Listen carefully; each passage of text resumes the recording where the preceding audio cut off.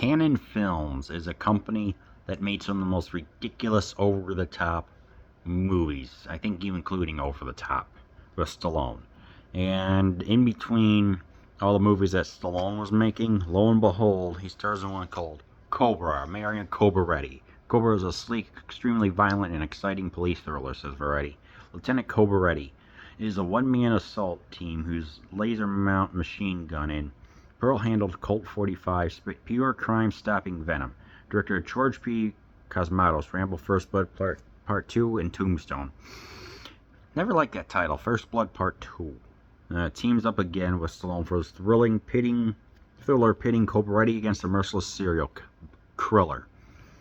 The trail leads not only to a murder, but also an army of psychos bent on slashing their way to a new order and killing a witness, Bridget Nielsen, along the way. Unfortunately, her protector is Cobra, a man who delivers vigilante justice like no other. This one is so over the top, it's great. Now, I've always heard of this movie. Actually, within probably like the last month, really, when I started wondering more about Canon Group films. I'm like, Cobra, with a snake. I'm like, yeah, it's just a play off his last name, but there is some snake imagery, motifs, what have you. Yeah, this movie is a thrill, a minute ride, and it's an action movie that could only come from Canon. This is definitely one of the less realistic movies. It's not like it's not as grounded, obviously, as Rambo or Rocky, which Stallone is phenomenal in. Here, it's like they ramp up the crazy, they increase the craziness up to 11, which is what I wanted to see, and that's what I got. I mean, we have a cult that is trying to bring in a new order, and they strike axes to represent their power, saying like the weak will be gutted and the strong will survive. So they have a great like crane shot of 10 people in a factory or whatever. They're striking the axes, saying like we will axe our way to victory, if you will. I don't know. And then we have Stallone coming in portraying the badass. He's able to stop a criminal who's got a wispy beard. Mine makes his look wimpy. Nothing against the actor. But yeah, it was, he's in the supermarket. It's like, this is just the beginning of what's capable of going on. And yeah, I mean, everything about this movie just screams 1980s heavy metal awesomeness.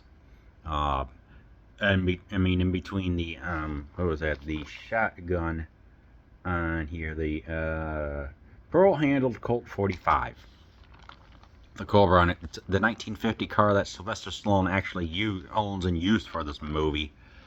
The sunglasses. I mean, yes, obviously he looks like the Terminator, but this is like if you were to take the Terminator, give it a lot more personality, and make him just be inject just a lot of awesomeness, and very specifically with his one-liners is like, you are the disease, I'm the cure, or crime is the disease, meet the cure, as stated right there in the beginning. But his name is Marion. That was also John Wayne's first name, by the way. Figured I'd just let you know that. But yeah, watching this, obviously, it's like the stunts are great. There were like 3 or 4 that are great. There's the supermarket one with a lot of jumping and going around the aisles. 2, during the motel, where there's a massive shootout that happens. I'm like, it's absolutely, it's a lot of cars moving by and explosives and stuff. It's great. I loved it. And then what I can only describe as cars going over waves. It's like the way how the boats. It's just like the way how the cars just whoop, whoop, whoop, whoop, like that. Like something out of Mario Kart. It was, those shocks and struts would have been shot by then. But it was just so delightfully wonderful. One-dimensional, but wonderful. That's what this movie is. It's one-dimensional. It's action. It's the badassery of Stallone. and his aviator sunglasses, and especially at the ending, where it's always taking place in a factory that only manufactures, in a steel mill, only manufactures two things: sparks and flames. I'm like, how does the company generate income? Because I doubt that there's much of a demand for sparks and flames. I don't know, but yeah, obviously, it's quite the ending. You get some of the cronies that's going on with the Night Slasher, not Night Stalker Richard Ramirez, but Brian Thompson portraying the character so well. He's got the menace. He just looks like he's just a menace, calling all the cops pigs, and delivers the line with such authority, portraying that he's such a good foil to Stallone. I'm like, yes, this is what I wanted to see. I am so happy I finally got to see this movie. And yeah, the company, Canon Group, actually paid Stallone $10 million for this role. Probably the most expensive at the time, even more than Elizabeth Taylor and Cleopatra. And yeah, apparently, yeah, because this originally Beverly Hills Cop was going to be written for Stallone, but Stallone wanted to make a lot of changes, like make it a lot more action oriented, and ultimately did go to Eddie Murphy, which was the better call because he portrayed Axel Foley really well. So instead, we got two different characters in the decade that are freaking great, and I'm like, yes, I'm glad we got both of them. Yeah, people weren't allowed to talk to Stallone.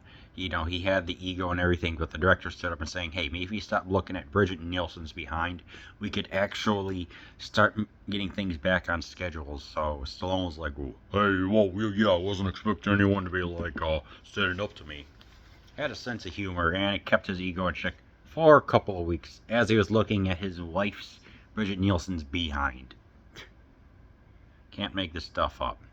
So yeah, obviously it's great movie. It's one-dimensional. You can't deny that.